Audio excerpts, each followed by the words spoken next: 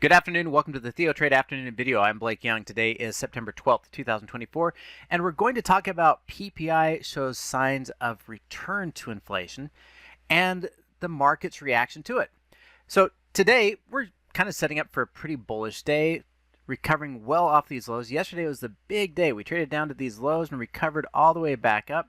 And we're still not offsetting this sell-off yet, but we're definitely trying to push some bullishness back into equities. And that equity bullish move could be attributed to PPI. The problem I have with that is that the recovery yesterday was just simply offsetting the sell-off of yesterday and about mid-range of the overall sell-off. Today's move sat at 0%, where you had half the sectors up a slight bit, half the sectors down a slight bit, and a bunch there in the middle that were very little up and very little down. So it really was kind of a non-eventful day until about 20 minutes ago. So about 20 minutes ago, we gained this little move from here to here, and that was off of hope, because it certainly was not off of excessive amounts of volume or any type of economic news report. So the market waited, traded really flat and popped up here. In fact, what we saw is, again, half the sectors were positive, half the sectors were negative, most barely off the center. And now every single sector is up some, if not a little bit more than 1%. So as we're looking at these, we look at the moves. In fact, let me slide this over so you can see the sector as it sits right now. Crude, gold, copper are at the top. Now, communications is there as well, and we can really give that credit to NVIDIA and Google. But as we're looking at that chart and looking at the moves, this is driving commodity prices higher. Crude, gold, and copper are your top 3 out of 4 areas here, including all the sectors.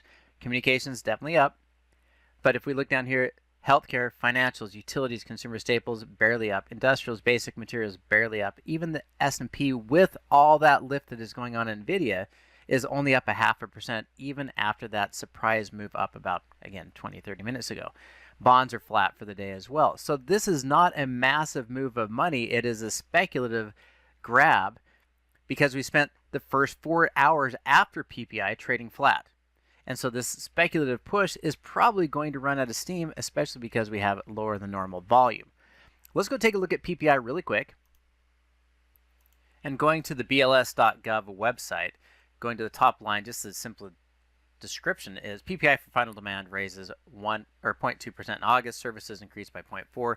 Goods unchanged. Now, if services increased by 0.4% for the month and demand increased by 0.2%, if we look at goods unchanged, is that reality? If we look a little closer than this, if we look at the core PPI versus the total PPI, Producer Price Index has a tendency to feed into consumer finance. You can see the details here. As we're looking at this, margins for final demand trades service moved up 0.6%.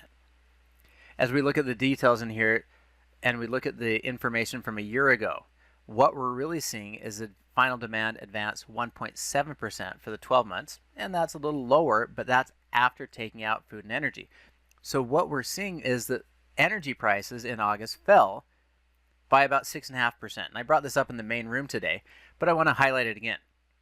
Energy prices fell about 6.5%. Energy prices account for about 12% of CPI and roughly the same in Producer Price Index. So if we're seeing a 6.5% decline and a 0.9% impacted from energy, then we're talking about a net difference that is being driven exclusively off energy to keep us from seeing a much larger growth. If we look over here and say X food and energy, it says that we declined 1.7 versus, or sorry, rose 3.3 versus declining about 1.7. So that change, if you take the energy component out of that, we're still seeing inflation. We're still seeing a growth of inflation. And if we see a return to 6.5% up, which is what it looks like energy is doing, in fact, energy is doing quite well today, recovering 2.7% so far today, bouncing off of the lows of 65 all the way up to 69. So we're about 8% up off of the lows. If we return back in here, then we will likely see a 1% increase in top line inflation in the month of September. If crude gets back into this area, then we look for month to month and we compare that from this September all the way back up. This negative is not going to be negative. It's not going to weigh down the rest. It's not going to weigh down transportation. It's not going to weigh down warehousing. It's not going to weigh down the really energy in general. But the other thing that we need to keep in mind, producer price index does slow down when energy falls, even if we don't put it as a line item.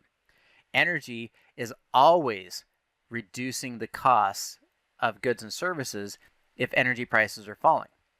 So if you expect energy prices to keep falling, then yes, you should expect inflation to slide. If you expect that this is the bounce and we're going to get back up to 77, we're going to eliminate those savings, whether we're talking about transportation or cost of transportation. When we talk about goods and even talk about services, the fact is it takes gas and fuel to get people to where they need to be and product to where it needs to be. And services are rising at 0.4%. Now, if we were to annualize that again and push that out, if we keep on this track, we are looking to be well back inside of 3%, if not 4%, in producer price index inflation. And that will feed into consumer price index usually within a month to 2 months. It gets passed on. And that's all well and good to look at the big picture, but what I want to know is then where's my opportunity? If oil prices are going to bounce back and go higher, if we're wanting to look at a comparison of what inflation is really doing, then we want to compare commodity prices or commodity basket of commodities to bonds as a risk-free premium. And that's the best indicator that we have as far as true inflation, at least the way I see it. And if we're going to see energy bouncing here and inflation continuing, I want to be looking at going back into long positions in the energy stocks. And I want to be looking at fading or going against those that are going to be hit harder by inflation. And in the past, I've used gold versus the ZN, and I've used, that's primarily the one that shows you whether we are hedging against inflation. But if you want the one that's weighted into oil, DBC is probably the better one to look at. TLT is fine. We could go to IEF if you want to use shorter term. But you can see we've kind of unwound the inflation based off of almost perfect what you see in crude. Notice that crude sells off through here. Notice that inflation, I put that in air quotes, is dropping through here. We kind of stabilize slowly climbing. We stabilize and slowly climb. We get back into this downtrend through here. And crude and this ratio between DBC and TLT are mirroring each other. So this is the crude-based inflation. When I say crude, meaning crude oil, based inflation indicator. Normally, again, I'd use gold versus the ZN, GC versus ZN, as a gold inflation hedge to track inflation. But if you're tracking oil and the oil's impact with this, this is probably your best indicator to determine when this is going to bounce and cross higher. Now, we've had a number of little cross up, cross down, cross up, cross down. This is a cross up of its short-term average, and our long-term average is just a little bit higher. This is a short-term entry, and we'd be looking at bullish entries closer to here for a longer-term play. So I want to see if I can find some positions in XOM, CVX, FANG, even Valero and Schlumberger, which are having a harder time bouncing here. But these are the areas I'd look. So let's jump over and go through those 4 charts really quick as the potential for a short-term bullish setup. Now you can see the XOM defended this low, pushed a little shadow through it, and today is what I would consider a reversal pattern. As far as candlestick reversal pattern of previous support, Exxon Mobil looks very promising. I would take the time to look over at their options and scroll down to make sure that you're looking at options, whether it's high price or low price. This is on the edge, so I think you could either sell puts or sell put verticals, or simply buy calls, or buy the stock if you want to get paid those dividends. So if we look at the charts and we go from Exxon Mobil, we will go next to CVX, Chevron.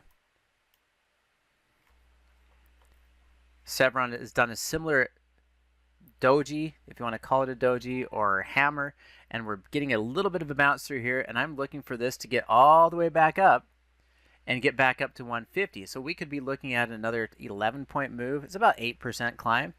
And again, from the trade tab, you look at 41%. All the options here, 45%. 45% implied volatility, so maybe a little bit more opportunity in selling puts. It took a second for that to update. Let's take a look at FANG and Valero. FANG is giving you also a very interesting bounce candle. This is at its open, so this is on the edge for me. The fact that it didn't create the same kind of hammer, didn't create the same type of reversal candle yesterday, makes this a little more suspect. But the reason why I wanted to look at this is it has the better upside target.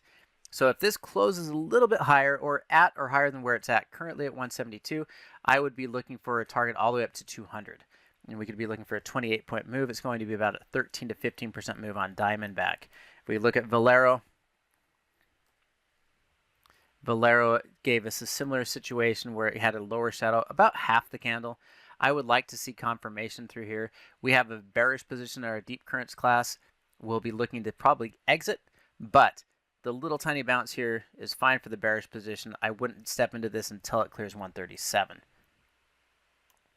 And I wasn't really going to do this as part of today's session, but I thought I would add this in.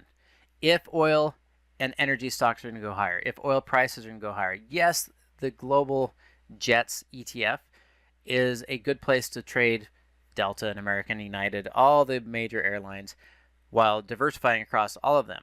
This is one that I would say that if we see a rise in oil prices, even though they hedge oil prices, I would expect this to slow down and drop down for two reasons. One is because it will still impact how much money they make, and two, it'll change the way consumers spend. If their tickets are high and their own spending on their own gas or their daily needs are high, then they're going to have less ticket sales, and jets will likely come back down. Now, this is maybe a hanging man pattern. We'd need some confirmation with this. Failure to break through here and a trade below the low at 18, I would expect jets to fall back down to 16.61, and that would give me an opportunity to fade that to the tune of about 15 to 20%. All right, that's going to do it for me today. Join us in the morning as we do a bigger picture look at inflation data and some of our picks for bullish and bearish at TheoTrade Live with Brandon. Otherwise, have a great day, and we'll talk to you again next week.